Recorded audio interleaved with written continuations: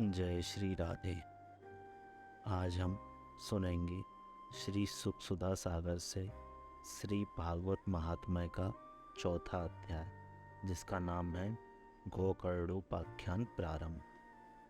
सूत जी कहते हैं, मुनिवर, उस समय अपने भक्तों के चित्त में अलौकिक भक्ति का प्रादुर्भाव हुआ। देख, भक्तवत्सल श्री भगवान अपना धाम छोड़कर वहां पधारे। उनके गले में वनमाला शोभा पा रही थी। श्रीअंग सजल जलधर के समान श्याम वर्ण था। उस पर मनोहर पीतांबर सुशोभित था। कटि प्रदेश करधनी की लड़ियों से सुसज्जित था। सिर पर मुकुट की लटक और कानों में कुंडलों की झलक देखते ही बनती थी। वे त्रिभंग ललित भाव से खड़े हुए चित्त को चुराए लेते थे। वक्ष स्थल पर कौस्तुभ मणि दमक रही थी। सारा श्रीअंग हरिचंदन से चर्चित था। उस रूप की शोभा क्या कहें। उसने तो मानो करोड़ों कामदेवों की रूप माधुरी छीन ली थी। वे परमानंद चिन्मूर्ति मधुरात्य मधुर मुरलीधर ऐसी अनुपम छवि से अपने भक्तों के निर्मल चित्तों में आविर्भूत हुए।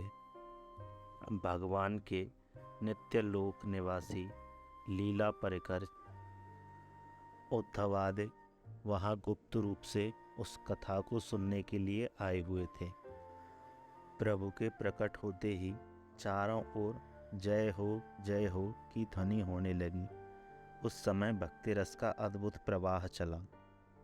बार बार अबीर गुलाल और पुष्पों की वर्षा तथा शंख ध्वनि होने लगी। उस सभा में जो लोग बैठे थे, उन्हें अपने देह गेह और आत्मा की भी कोई सुध न रही। उनकी ऐसी तन्मयता देखकर नारद जी कहने लगी, मुनीश्वरगण, आज सप्ताह श्रवण की मैंने यह बड़ी ही अलौकिक महिमा देखी।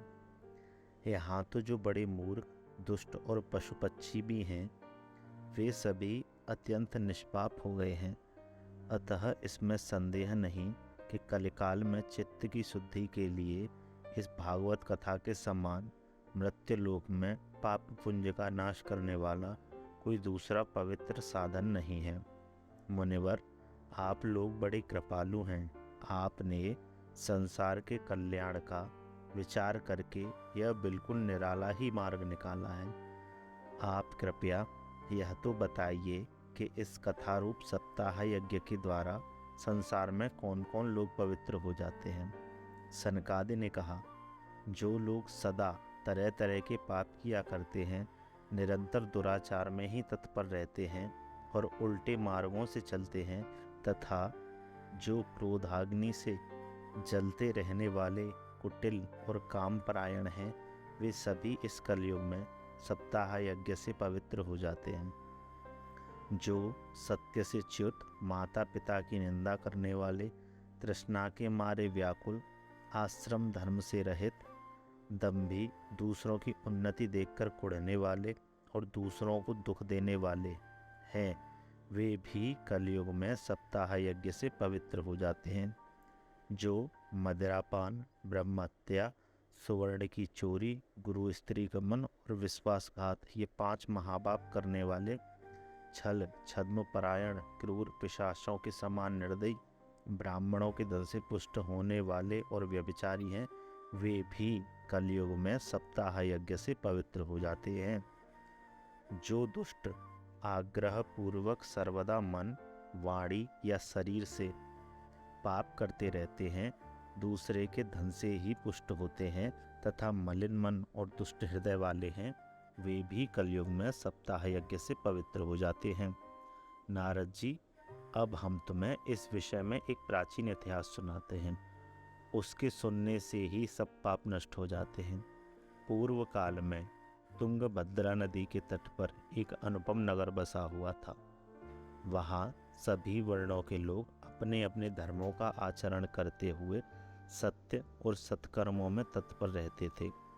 उस नगर में समस्त वेदों का विशेषज्ञ और श्रोत स्मार्त कर्मों में निपुण एक आत्मदेव नामक ब्राह्मण रहता था।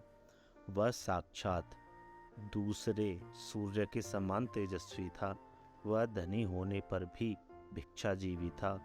उसकी प्यारी पत्नी धुंधली, कुलीन एवं सुंदरी होने पर भी सदा अपनी बात पर अड़ जाने वाली थी।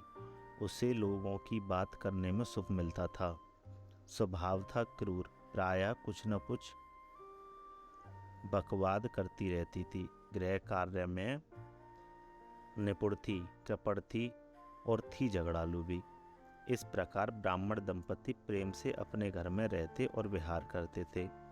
उनके पास अर्थ और भोग विलास की सामग्री बहुत थी। घर द्वार भी सुंदर थे, परंतु उससे उन्हें सुख नहीं था।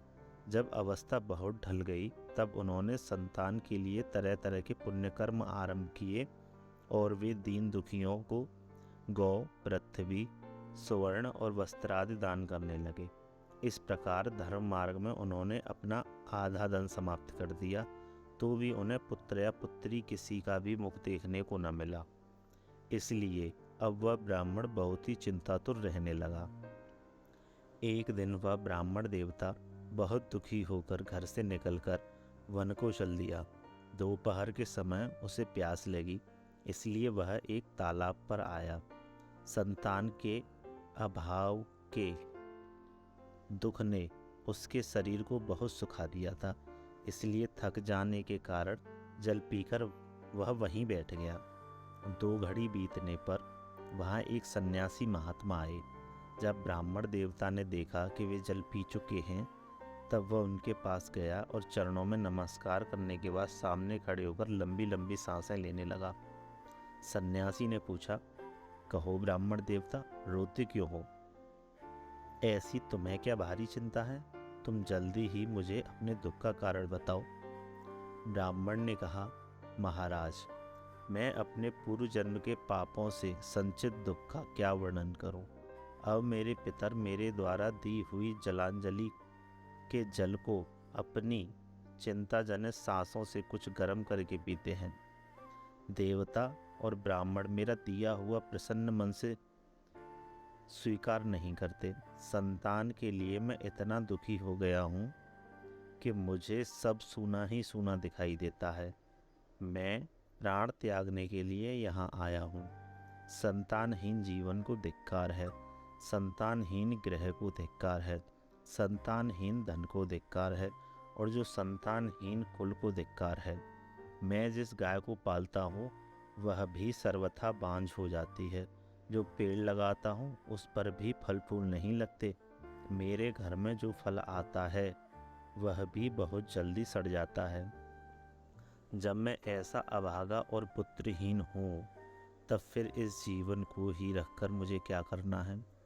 यूँ कहकर वह ब्राह्मण दुख से व्याकुल हो उन सन्यासी महात्मा के पास फूट फूट कर रोने लगा।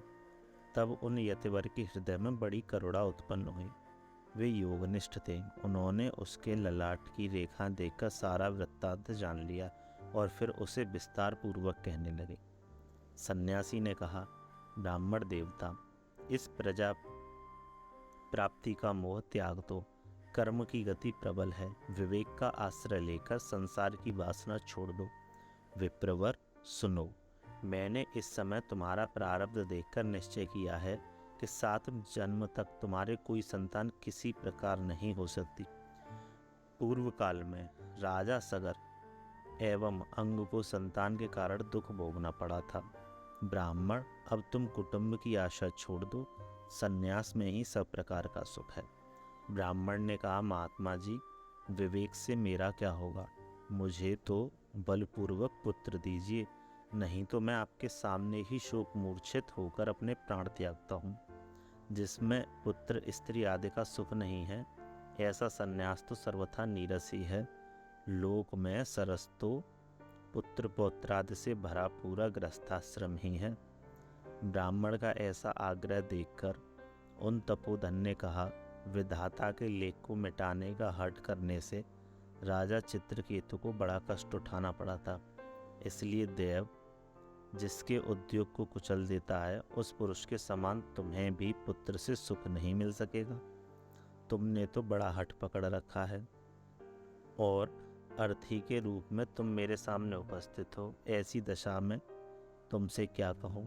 जब महात्मा जी ने देखा कि यह किसी प्रकार अपना आग्रह नहीं छोड़ता, तब उन्होंने उसे एक फल देकर कहा, इसे तुम अपनी पत्नी को खिला देना, इससे उसके एक पुत्र होगा।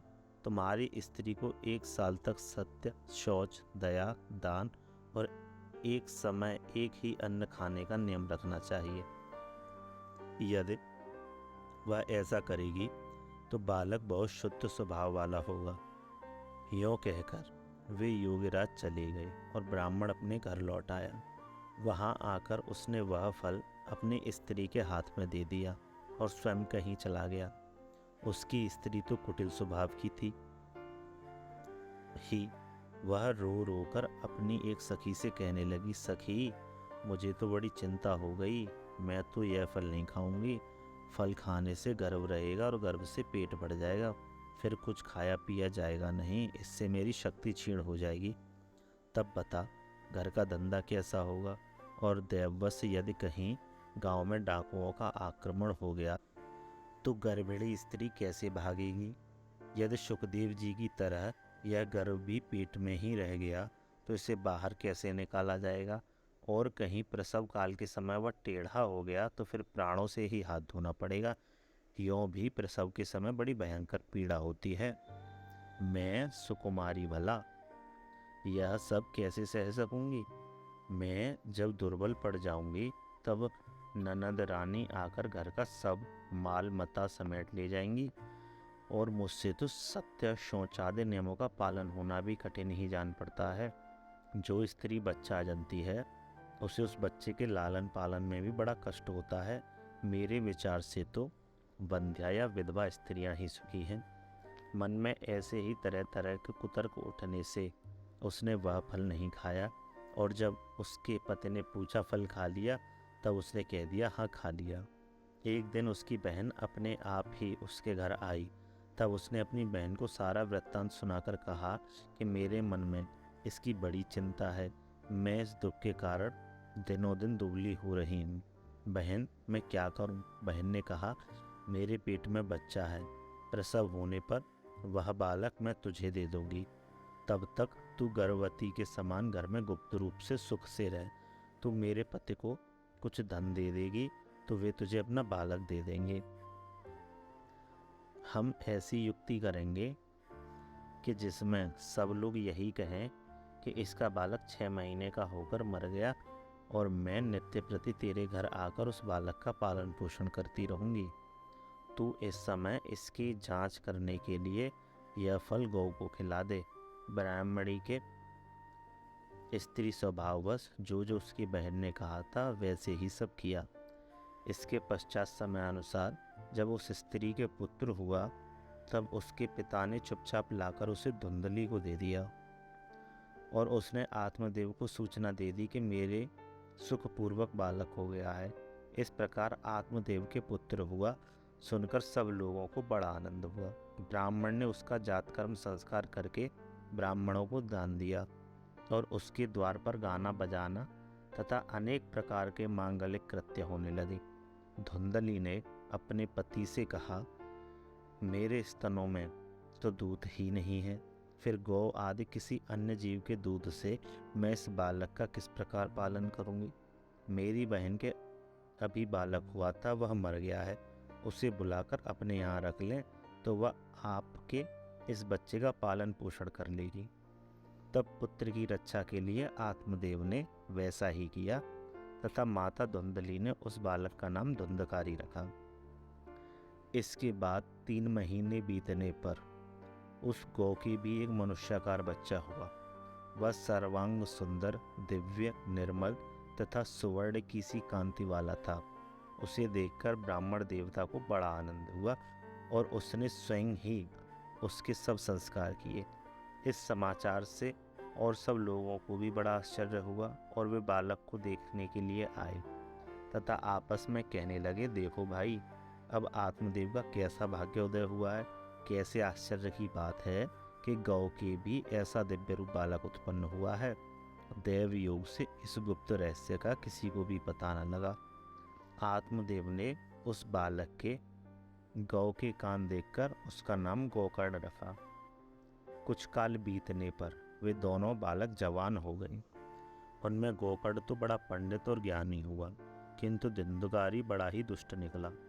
स्नान शौचादि ब्राह्मणोचित आचारों का उसमें नाम भी न था और न खान पान का ही कोई परहेज था। क्रोध उसमें बहुत बढ़ा चढ़ा था। वह बुरी बुरी वस्तुओं का संग्रह किया करता था। मुर्दे के हाथ से छुआया हुआ अन्न भी खा लेता था। दूसरों की चोरी करना और सब लोगों से द्वेष बढ़ाना उसका स्वभाव बन गया था। छिपे छिपे वह दूसरों के घरों में आग लगा देता था। दूसरों के बालकों को खिलाने के लिए गोद में लेता और उन्हें चटकुए में डाल देता। हिंसा का उसे व्यसन सा हो गया था। हर समय वह अस्त्र शस्त्र धारण किए रहता और बेचारे अंधे और दीन दुखियों को व्यर्थ तंग करता। चांडालों से उसका विशेष प्रेम था। बस हाथ में फंदा लिए कुत्तों की टोली के साथ शिकार की टोह में घूमता रहता। वेश्याओं के जाल में फंसकर उसने अपने पिता की सारी संपत्ति नष्ट कर दी। एक दिन माता पिता को मार पीट कर घर के सब बर्तन भांडे उठा ले गया। इस प्रकार जब सारी संपत्ति स्वाहा हो गई तब उसका कृपण पिता फूट फूट कर रोने लगा और बोला, इससे तो इसकी माँ का बांझ रहना ही अच्छा था। कुपुत्र तो बड़ा ही दुखदाई होता है। अब मैं कहाँ रहूं, कहाँ जाऊं, मेरे संकट को कौन काटेगा। हाय, मेरे ऊपर तो बड़ी विपत्ति आ पड़ी है। इस दुख के कारण अवश्य मुझे एक दिन प्राण छोड़ने पड़ेंगे। उसी समय परम ज्ञानी गोकर्ण जी वहाँ आए और उन्होंने पिता के वैराग्य का उपदेश करते हुए बहुत समझाया। वे बोले, पिताजी, यह संसार असार है, यह अत्यंत दुखरूप है और मोह में डालने वाला है। पुत्र किसका, धन किसका, स्नेहवान पुरुष रात दिन दीपक के समान जलता रहता है। सुख न तो इंद्र को है और न चक्रवर्ती राजा को ही सुख है, तो केवल विरक्त एकांत जीवी मुनि को। यह मेरा पुत्र है, इस अज्ञान को छोड़ दीजिए। मोह से नरक की प्राप्ति होती है। यह शरीर तो नष्ट होगा ही, इसलिए सब कुछ छोड़कर वन में चले जाइए। गोकर्ण के वचन सुनकर आत्मदेव वन में जाने के लिए तैयार हो गया और उससे कहने लगा, बेटा, वन में रहकर मुझे क्या करना चाहिए, यह मुझसे विस्तार पूर्वक कहो। मैं बड़ा मूर्ख हूँ। अब तक कर्मवश स्नेह पाश में बंधा हुआ अपंग की भांति इस घर रूप अंधेरे कुएं में ही पड़ा रहा हूँ। तुम बड़े दयालु हो, इससे मेरा उद्धार करो। गोकर्ण ने कहा, पिताजी, यह शरीर हड्डी, मांस और रुधिर का पिंड है। इसे आप मैं मानना छोड़ दें और स्त्री पुत्र आदि को अपना कभी न माने। इस संसार को रात दिन क्षण भंगुर देखें। इसकी किसी भी वस्तु को स्थायी समझकर उसमें राग न करें। बस एकमात्र वैराग्य रस के रसिक होकर भगवान की भक्ति में लगे रहें। भगवत जन ही सबसे बड़ा धर्म है। निरंतर उसी का आश्रय लिए रहें। अन्य सब प्रकार के लौकिक धर्मों से मुख मोड़ लें। सदा साधुजनों की सेवा करें। भोगों की लालसा को पास न फटकने दें तथा जल्दी से जल्दी दूसरों के गुण दोषों का विचार करना छोड़कर एकमात्र भगवत सेवा और भगवान की कथाओं के रस का ही पान करें। इस प्रकार पुत्र की वाणी से प्रभावित होकर आत्मदेव ने घर छोड़ दिया और वन की यात्रा की। यद्यपि उसकी आयु उस समय 60 वर्ष की हो चुकी थी, फिर भी बुद्धि में पूरी दृढ़ता थी। वहाँ रात दिन भगवान की सेवा पूजा करने से और नियम पूर्वक भागवत के दशम स्कंद का पाठ करने से उसने भगवान श्री कृष्णचंद्र को प्राप्त कर लिया। इस प्रकार श्री सुख सुधा सागर के चौथे अध्याय का महात्म्य समाप्त हुआ। यदि आपको वीडियो अच्छा लगा हो तो वीडियो को लाइक करें, चैनल को सब्सक्राइब करें और मित्रों के साथ शेयर करें तथा चैनल के साथ जुड़े रहें। श्रीमद् भागवत महात्म्य का 5वां अध्याय सुनने के लिए, जिसका नाम है धुंधकारी को प्रेत योनि की प्राप्ति और उससे उद्धार। जय श्री राधे। धन्यवाद।